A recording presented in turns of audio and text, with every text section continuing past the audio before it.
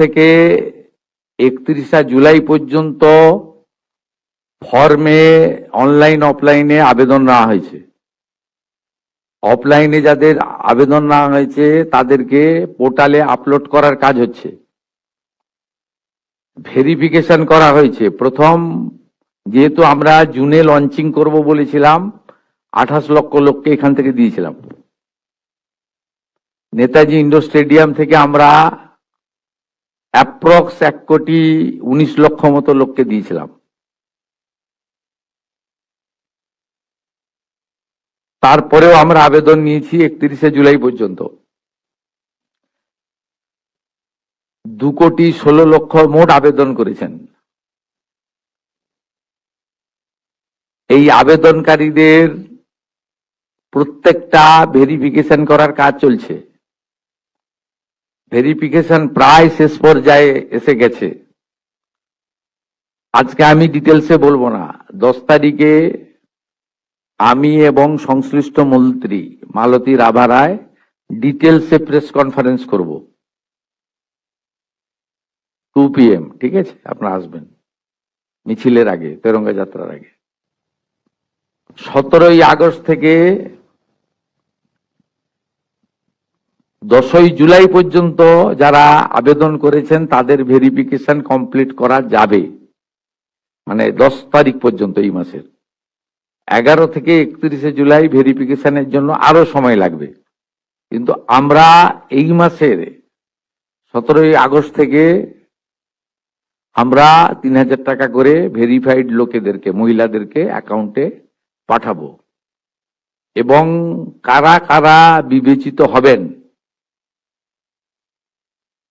সম্পূর্ণ ক্রাইটেরিয়া 10 তারিখ সোমবার বলে দেব। 17 তারিখ থেকে অ্যাকাউন্টে অর্থ যাবে, সরকারি টাকা, নিয়ম মেনে দেওয়া হবে, বিজেপির সংকল্পপত্র মেনে দেওয়া হবে। একটা স্কিম তৈরি করতে গেলে, দিতে গেলে যে ফাইন্যান্সিয়াল মিনিমাম ডিসিপ্লিন লাগে সেটা রেখেই দেওয়া হবে। 25 থেকে 60 বছর বয়সী লোকেদের দেওয়া হবে। অন্যান্য সমস্ত আপনারা কাগজ পেন নিয়ে আসবেন, নোট করতে থাকবেন। আমি এবং সংশ্লিষ্ট মন্ত্রী অর্থ সচিবকে রেখে বলে দেব 17 তারিখ থেকে অ্যাকাউন্টে টাকা ট্রান্সফার হবে। আর এটা কেবলমাত্র এই মাসে হয়ে যাবে। পরের মাসে থেকে বিজেপি সরকার যতদিন থাকবে প্রত্যেক মাসে দ্বিতীয় সপ্তাহে টাকা ট্রান্সফার হয়ে যাবে। অতএব এটা নিয়ে বিভ্রান্ত হওয়ার কিছু নেই। আমাদের সব সোশ্যাল মিডিয়ার টিম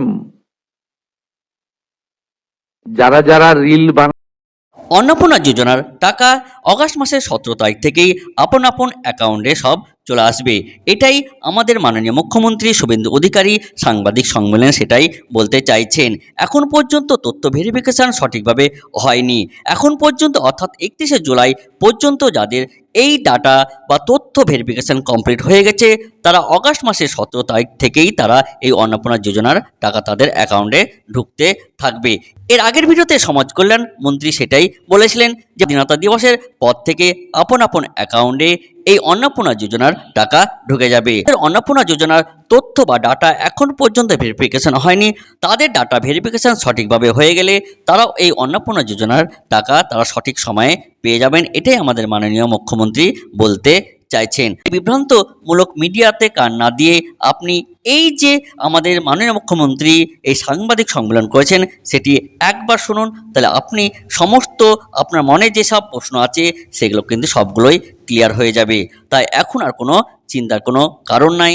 আপনি আপনার যে অন্নপূর্ণা যোজনা, আপনি যদি এই যে ক্রাইটেরিয়ার মধ্যে থাকেন তাহলে অবশ্যই এই টাকাটা পাবেন। মাননীয় মুখ্যমন্ত্রী এও বলতে চাইলেন 10 তারিখে তিনি সমস্ত ক্রাইটেরিয়া বলে দেবেন এবং সেই ক্রাইটেরিয়ার মধ্যে যদি আপনি থাকেন তাহলে অবশ্যই আপনি এই অন্নপূর্ণার যে যোজনার টাকা সেই যোজনার টাকা পেয়ে যাবেন। 10 আগস্ট অর্থাৎ বিকাল 2টোর সময় তিনি এই সাংবাদিক সম্মেলন করবেন। সেই সাংবাদিক সম্মেলনে তিনি বলে দেবেন কি কি ক্রাইটেরিয়া থাকা দরকার এবং সেই ক্রাইটেরিয়া অনুযায়ী তাকে সেই অন্নপূর্ণা যোজনার টাকাটা দেওয়া হবে। আপনি এই ভিডিওটি একবার মন দিয়ে দেখেন যে আপনি সেই ক্রাইটেরিয়ার মধ্যে আছেন কিনা।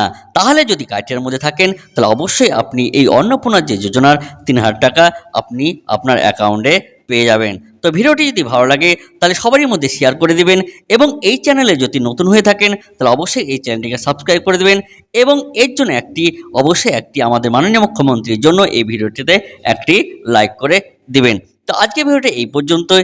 এই অন্নপূর্ণা যোজনা এবং সরকারি প্রকল্পের খবর রাখতে অবশ্যই এই চ্যানেলটিকে সাবস্ক্রাইব করবেন। ভিডিওটি এই পর্যন্ত, ধন্যবাদ।